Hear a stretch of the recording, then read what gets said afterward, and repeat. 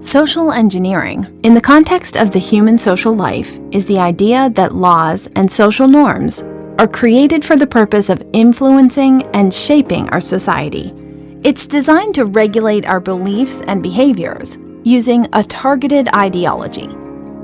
So, the job title of influencer may be new to the masses. That's one of the benefits of social media. Influencers offer niche information in exchange for influence over your spending habits. But influencing has been the main objective in building societies as far back as the beginning of human existence. History shows early settlers adjusting benevolent funds to influence the behavior of those unwilling to work. The colonies were not going to build themselves. Today, social engineering is much more advanced. The federal government sets the formal social norms for the nation. The state authorities regulate the norms for a group of cities. Cities influence the community patterns, and families create an internal culture, a particular way of life, with beliefs, values, rules, and traditions guiding the way. This family culture is an initial guide for how we dress, our methods of communication, our attitudes, behaviors, and the subconscious set of ideas at the core of our convictions. Every family has its own dynamics, those particular stimulants that are embedded in its members. Yet, how many of us consciously explore this important season of social engineering?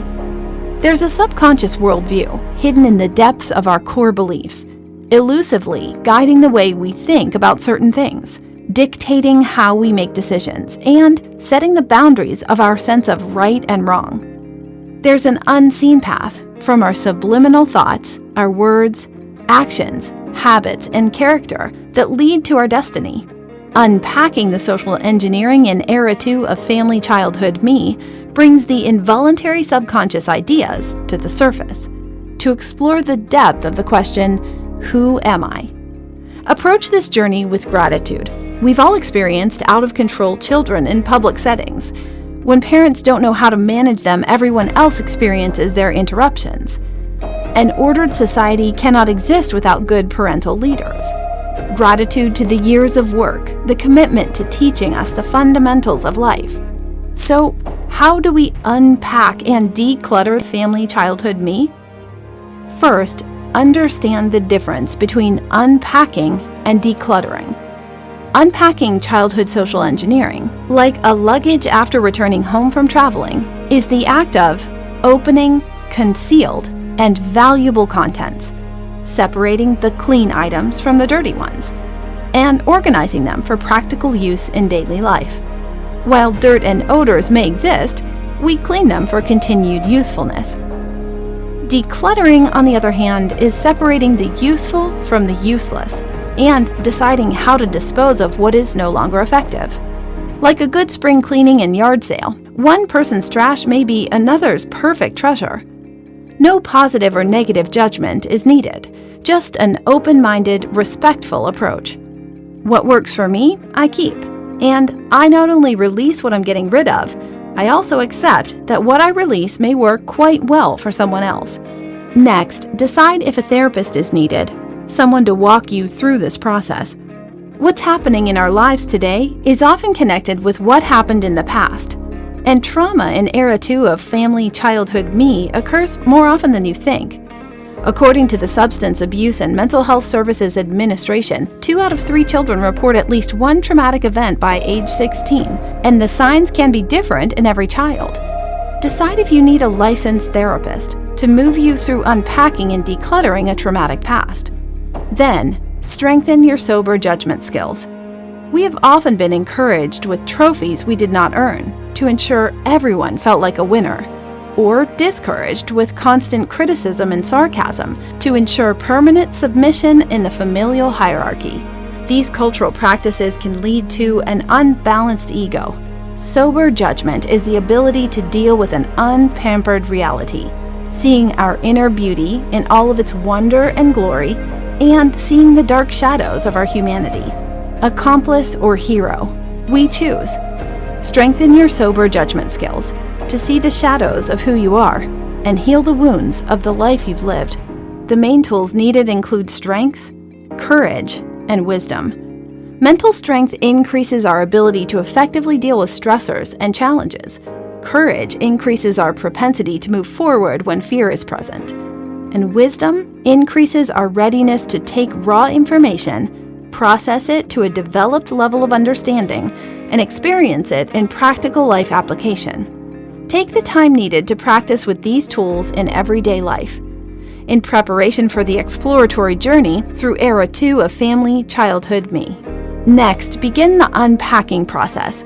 Open an investigation. Approach Era 2 of Family Childhood Me like a cold case file, that unsolved mystery keeping you up at night. Search for knowledge of the main characters and events, including who you were as a child, both personality and temperament, who your parents or guardians were in that era, including their generational history and core beliefs, who your peers were, while understanding their childish lack in any wrongdoings, and all the other leaders influencing the social engineering of your development. This includes extended family, community connections, and favorite entertainment sources. Then, evaluate all of the gathered evidence. Learn the art of hovering over the details. For a season of life, put the complex puzzle of Era 2 together, piece by piece, until the big picture reveals the deeper contents. Seek to understand all of the clues. List and dissect the lessons, like critical thinking skills, with what to think instead of how to think, balancing interdependence and independence with social connections, or how to be a fluid follower and leader, adjusting as needed to compartmental life-building mastery. As you evaluate this evidence, understand the basic duties of a parent. 1. To protect you from harm. 2. To provide you with basic needs of food, clothing, and shelter. 3. To financially support you to independence. And 4. To be a life school masqueraded as an interesting family. Finally, begin the decluttering process, keeping what is useful and discarding what is not. This can be tricky. It's one of those things that is much easier said than done. One man's trash can be another man's treasure. There's no one size fits all, and judging merit, worth, or value for you may not apply to others. For example, while your parents may have chosen a hierarchy family structure, you may choose an equality structure based on competence. Let go of any desire to make someone else's life match your choices. Rational for you may be irrational for them. Respect their right to make their own choices, and expect the freedom to make yours. Release and let go. Make peace with your past. Move toward and embrace who you are becoming. One step at a time, a balanced me becomes a stronger community of we. Subscribe to explore the commonalities of our humanity with us, one topic at a time, from the inside out. Welcome to Circles of You.